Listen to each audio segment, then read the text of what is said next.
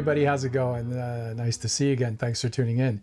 So you've already seen the photographs. I found myself in Baker City, Oregon on Friday night with kind of nothing to do. And I had my camera with me, but I had to wait around for somebody to do something. And I said, you know, I'm going to walk around in the darkness here and take some photographs. I didn't have a tripod with me. So all those photographs you saw in the intro were handheld. That's number one. And where are we at? Like, what happened? I thought Micro Four Thirds was supposed to suck at high ISOs. I thought the noise was supposed to be terrible. I thought you weren't supposed to be able to pixel peep at 200%. Really? I'm amazed. I've never seen results that good from APS-C or full frame. I don't know what's going on. I don't really care. But there is no reason to worry about Micro Four Thirds in any way, shape, or form. This Olympus gear, if it sucked, I'd tell you. And of course, please, before I go any further, the usual caveats apply. What you're seeing on your screen after being squashed down into a video and then squashed down again to be put on YouTube, and then God knows what kind of screen you're looking at it on. Suffice it to say that what I'm showing you is representative in a facsimile way of what I'm seeing on my 4K monitor. And what I'm seeing on my 4K monitor, pixel peeping, I don't usually pixel peep. But what I'm seeing, I mean, I can go 200% and the stuff is sharp and noise-free. Straight out of the camera, is it noise-free? No, not, well, kind of. I mean, the JPEG kind of is. I mean, I could print that. But the raw files, I take them into Photolab 9. I mean, there's less noise than I thought there would be. It's very organic looking, people say that. But a slight pass with the XD Prime noise reduction in Photolab, and it's gone. And at 200%, everything is sharp, which is just insane. I mean, I was hoping, and I was kind of hoping that the Micro Four Thirds cameras would be sharp at 100%. Okay, which I can't. It should be, right? Yeah, I've had APS-C cameras that weren't, and I've taken images with lenses at 100% were kind of eh. And so, and I've had full frame cameras that weren't, that at 100% they were kind of eh.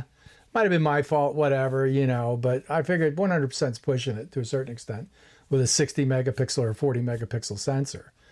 But then add into the equation that we're talking about hand holding at a fifth of a second or a third of a second in darkness.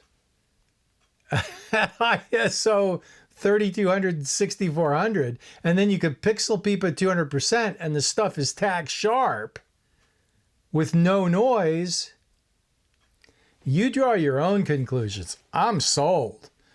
There is no point. And just for kicks and giggles, I threw together a Nikon Z8 kit, totally pro kit, with the F2.8 Trinity, 14 to 24, 24 to 70, 70 to 200. Came out to 11 grand. Okay. And that's going from 14 millimeter to 200 millimeter at F2.8. The same kit, brand new OM systems with an OM1 Mark II and the 7 to 14, which is a spectacular lens, the 12 to 40 F2.8 and the 40 to 150 F2.8, which is the equivalent of 12 to 300 millimeters F2.8, was like $4,300. So I don't have the notes with me, but it was something like it. It's literally half the price. And you saved about a third the weight. And size I don't even want to talk about. So I'm not putting full frame down. If that's your jam, and you're happy and you spent the money and you're digging it, you go for it. That's not the point. Why I'm making these videos is the people that put Micro Four Thirds down because they want to fluff up their own pants or something. I don't know. I don't understand the logic of that. You know, you put others down so you get up. I believe that a rising tide lifts all boats, and we should try to help one another to achieve the best that we can be. I don't believe in putting someone else down so I feel good about it. All right, so that's not the intent of this video. The intent of this video is to tell other Micro Four Thirds users and people who are thinking about it, come on in, the water's beautiful. A lot better than you would think. I mean, if you listen to other people, you would think that the water is murky and there's sharks in it and it's dirty and it has sewage in it and whatever. And, you know, when you jump in that water, it's Caribbean blue and 80 degrees and just lovely. I'm just saying, I don't know why I'm going off on this metaphor, but whatever. So even after all that, and I will give you one other tidbit of information. I picked up this book, and this is Out of the Darkness, A Journey in Photography by Guido van der Water. And I learned something. In the United States, the name Guido is kind of slang for a working class Italian person. And so for me, being from New York, you know, most of my friends were Guidos. They used to call me Guido. I mean, and no offense to Guido, okay? So I looked it up because I said to him, I said, hey, are you Italian? Because he's from the Netherlands. I actually lived like 10 miles from where he's at near Nijmegen. And this was way back. This was before he was born. That's a whole nother topic. I'm just getting too old. Anyway. Yeah, it would be okay if Guido was like 15 years old, but Guido's like in his 40s.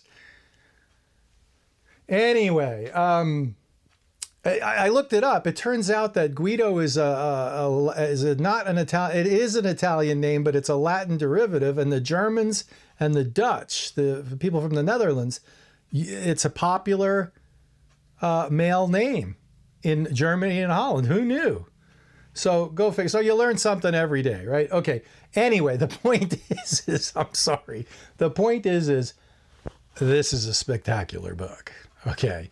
And this book, all the photographs, I can't show it to you. It's going to fall over the place. And it's a beautiful book. But this book, I mean, look at that. Yeah, all you're seeing is reflection. But this book was 100%. Guido's been using Olympus gear for his whole career. And this book it's absolutely spectacularly beautiful. The photography is world-class National Geographic level photography, and which is really amazing considering I've lived where he lives and it's flat. I mean, Holland, don't get me wrong, Holland's a beautiful country and the Dutch people are cool, and it's a great place. I mean, the cheese and the food is just fantastic. But from a photography standpoint, I mean, there's windmills, those are cool, and tulips, those are cool, but Guido's really managed to he makes me really question. I mean, look at this. He makes me really question if, like, I'm not, can you see anything more than reflection in that? Anyway, the point is I don't want to screw this book up. He makes me really question whether I'm not being more serious about the place where I live. So, but the point is all this whole book was produced with nothing but Micro Four Thirds size sensors and Olympus/OM system cameras and lenses. And anybody who's commented on my videos and said, you know, Micro Four Thirds is no good and you can't do this, and there's not enough dynamic range, the high ISO is no good, all this usual tripe that people put out there about Micro Four Thirds. Let's see your book. Okay. This is just like, man, I wish my book was this cool. So, yeah, beautiful job, Guido. Thank you so much. I thank you for the kind words you wrote in it too. And I'll get back to you on that. But, okay, I'm a couple of weeks away from taking a trip and doing some photography with this new system that I've got here. And I'm looking really forward to it. And I figured, you know, just because I've just launched into this OM Systems camera gear, and I'm still in the testing phase, I'm making a lot of videos about it. And I get that. And I mean, you know, let's be honest, my channel's kind of blowing up because of them. People are really digging them. So there is that too, right? But I'm going to be transitioning into more photography and less talk about gear as we go on. But again, I just have to point out, I don't know what people want on YouTube, but I drive 4,000 miles and I make a video where I almost get eaten by an alligator in my kayak sinks. And I think in 2 years, it's had like 400 views. I make a video where I say full frame sucks. And I don't mean that. That's just an exaggeration, please. And all of a sudden I got 8,000 views in 2 days. So it's YouTube. I need to, so Patreon is where I can put the more interesting videos that people, that I'm interested in. So anyway, I'm waffling now. Hey, thank you so much for watching. I'll run all those photographs and the enlargements and everything in the outro in case you want to catch those again. There is no point in shooting. There is, I mean, there's a few niche use case scenarios for a larger sensor camera, but that's where we're at. For general purpose photography and professional photography, landscape, nature, anywhere you need a small, inexpensive, compact, relatively inexpensive to full frame and APS-C, compact, lightweight, absolutely top performing professional level photography gear. Lumix, I'm sure, but they're, you know, the Panasonic kind of lost the plot a little bit. I mean, you don't take a full frame body and put a micro four thirds sensor in it and call it good. I mean, I'm just saying, they're great cameras. I'm sure they perform well, but that's not what I'm signing on for. I want all the benefits of having a smaller sensor in my smaller sensor cameras. Call me silly, but so yeah, you get the point. It's just, we're there. I mean, it's all you need. And it's not, and I'm at the point now after all my testing, it's not just good enough. It exceeds what you need. It exceeds what I need. And I mean, I shoot 8x10 film, for crying out loud. So this is kind of an educated opinion. I'm just saying. Again, check out my Patreon channel. Sorry this video is all over the place, but it is what it is. Check out my Patreon channel. Things are happening over there. It's fantastic. And I really appreciate all my Patreon members. They are totally awesome. Nice community we're growing over there, and I'm enjoying it. And thank you to all my subscribers here on YouTube, and thank you to my new subscribers on YouTube, because it's really growing, and that's fantastic. And looking forward to videos from the field coming up soon. Headed off to Utah, which is always an interesting place. So thanks again. We'll see you out there. Have a great one. Bye.